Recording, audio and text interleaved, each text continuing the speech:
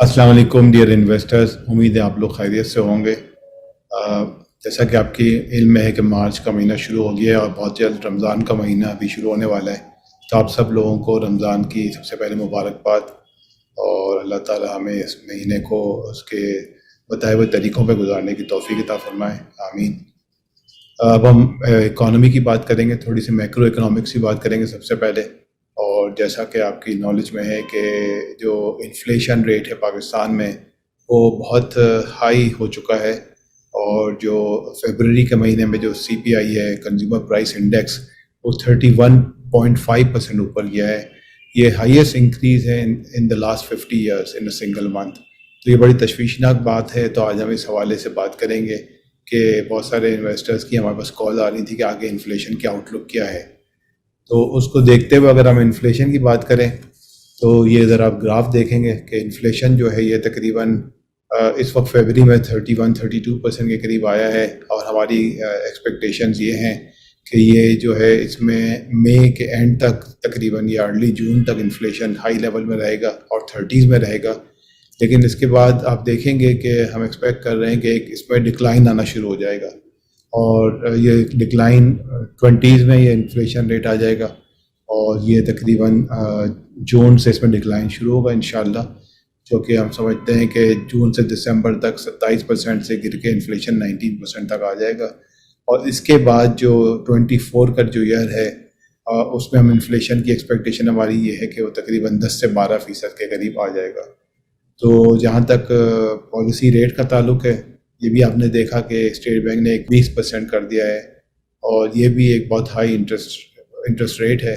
इसकी हमारी एक्सपेक्टेशन ये है कि ऑल्दो ये थोड़ा इन्फ्लेटेड लेवल पे रहेगा, लेकिन जैसे ही ये हमारा 23 का ईयर क्लोज होगा और अर्ली 24 में जब इन्फ्लेशन काफ़ी सब्सटैंशियली हम एक्सपेक्ट कर रहे हैं कि नीचे आ जाएगा, तो इन्फ्लेशन रेट में भी इंटरेस्ट रेट में भी काफ़ी तेज़ी से डिक्लाइन आप देखेंगे इसमें। एक दूसरा जो हमारा इम्पोर्टेंट इशू है वो जाहिर है कि करंट अकाउंट डेफिसिट है। उसके ऊपर हम बात कर लेते हैं कि जो हमारा करंट अकाउंट डेफिसिट है और जिसकी वजह से हमें हमारे डॉलर रिजर्व्स पे भी प्रेशर आता है, तो वो अल्हम्दुलिल्लाह इन कंट्रोल है। अगर आप देखेंगे पिछले 3-4 महीने से, बल्कि लास्ट 6 मंथ से, it has been below $1 billion per month, और ये पहले $700 मिलियन पे गया अगस्त 22 में, और इसके बाद अब ये जाके तकरीबन $200 मिलियन के करीब जनवरी में रहा है। और फरवरी के महीने में हमारी एक्सपेक्टेशन ये है कि या तो ये बैलेंस हो जाएगा या देयर इज़ अ पॉसिबिलिटी कि वो सरप्लस भी हो सकता है। तो एक अच्छी चीज़ है। एक इम्पॉर्टेंट जो फैक्टर है हमारे लिए, बड़ा इम्पॉर्टेंट है, वो IMF का प्रोग्राम है जिसके ऊपर मुज़ाकरात जारी हैं। और ये आप जानते हैं कि जनवरी के एंड से मुज़ाकरात शुरू हुए थे और फरवरी के फर्स्ट वीक में इनको कंक्लूड होना था, लेकिन अभी तक तकरीबन 1 महीना उसके बाद गुजर चुका है, और अभी तक वो हमारा जो SLA है वो IMF के साथ साइन नहीं हुआ है। जिसकी वजह ये है कि बहुत सारी प्रायर कंडीशंस हैं जो हमने मीट करनी है, और जब तक वो मीट नहीं हो जाएंगी SLA साइन नहीं होगा। लेकिन एक खुशाइन बात यह है कि इसमें से बहुत सारी कंडीशंस ऑलरेडी मीट कर ली गई हैं। गवर्नमेंट ने 170 बिलियन के नए टैक्सेस लगाए थे जो ऑलरेडी पार्लियामेंट से पास हो चुके हैं। इलेक्ट्रिसिटी टैरिफ बढ़ाने की बात थी, जो डिमांड थी IMF की, वो पूरी हो चुकी है। मेरा ख्याल है जो आखिरी एक फैक्टर रह गया है कि वो FX रिजर्व्स के ऊपर एक कमिटमेंट देना है गवर्नमेंट ने और हमारे बायलैटरल जो क्रेडिटर्स हैं उन्होंने, कि हमारे रिज़र्व जो हैं वो डिज़ायरेबल लेवल तक वो आ जाएंगे बाय दिसंबर 23। तो बल्कि कुछ जून 23 की भी रिक्वायरमेंट्स है, तो उसके ऊपर भी बात हो रही है। तो ये एक मेरा ख्याल आखिरी हिच रह गई है इसमें, और इंशाल्लाह ये स्टेप भी जल्द मुकम्मल हो जाएगा और फिर हम IMF प्रोग्राम में आ जाएंगे। तो ये अनलॉक करेगा जो हमारी जो मल्टीलैटरल फंडिंग है डिफरेंट सोर्सेज से, world bank, Asian development bank वगैरह से, उसको भी वो अनलॉक करेगा और इंशाल्लाह तो हमारे रिजर्व्स में इजाफा होगा।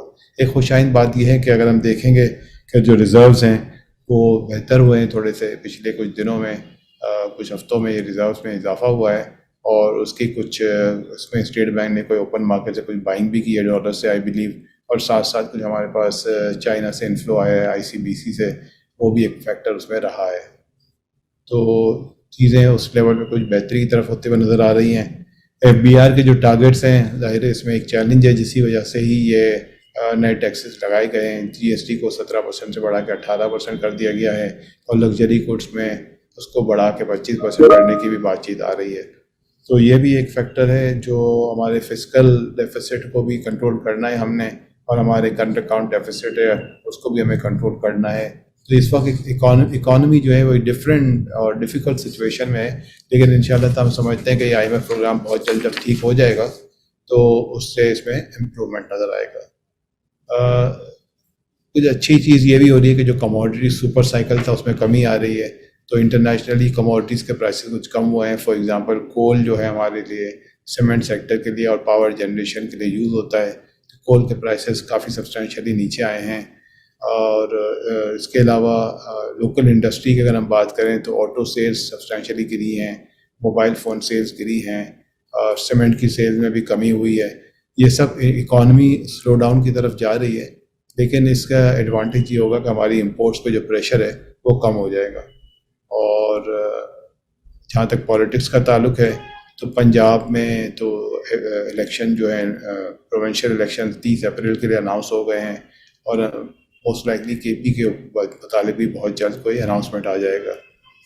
تو کیپٹل مارکیٹ کے حوالے سے اگر ہم بات کریں تو جیسے ہم نے دیکھا ہے کہ جو اسٹاک مارکیٹ ہے وہ ایک لمیٹڈ رینج میں ہی چلتی رہی ہے.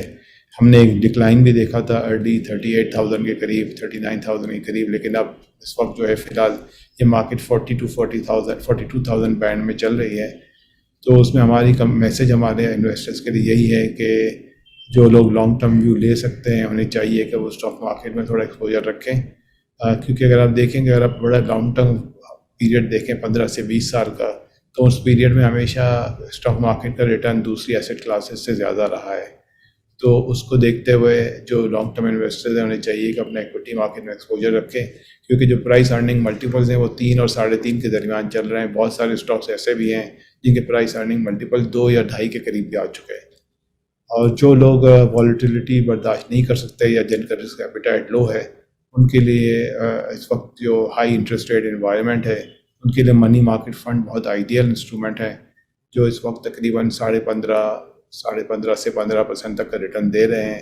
اور اب یہ جو پالیسی ریٹ میں اضافہ ہوا ہے تو ہم امید کرتے ہیں کہ یہ جو منی مارکیٹ فنڈز کا ریٹرن جو ہے وہ بھی 16 سے 17% کے درمیان بہت جلد آ جائے گا. اس کے ساتھ ہی آپ سب لوگ اپنا خیال رکھیے گا. جزاک اللہ. السلام علیکم. میوچل فنڈز میں سرمایہ کاری کے نتائج مارکیٹ کے حالات پر منحصر ہیں. سرمایہ کاری کی پالیسیوں اور رسک کو بخوبی سمجھنے کے لیے آفرنگ دستاویزات کا مطالعہ کیجیے.